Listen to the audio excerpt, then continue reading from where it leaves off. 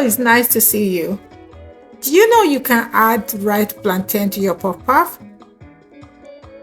Okay, let's go. I will show you how you can make that happen. My name is Lydia.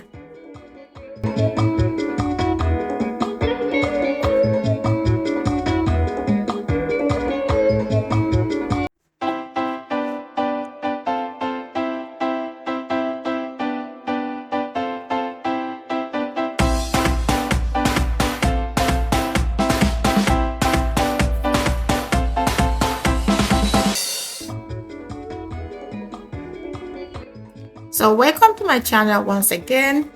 In my channel, I do lots of cooking, and also cooking is my hobby. I love cooking a lot, and I also love gardening. So I have lots of exciting videos in my channel. Maybe you can check that out before you go. But meanwhile, I want to say thank you to you for stopping by, and also want to say thank you to all my subscribers and my returning viewers and everyone who has been supportive.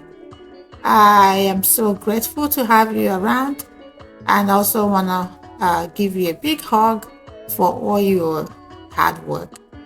Okay, stay back and watch the rest of the video. And then like I said, I have lots of exciting videos in my channel. Be sure to check them out.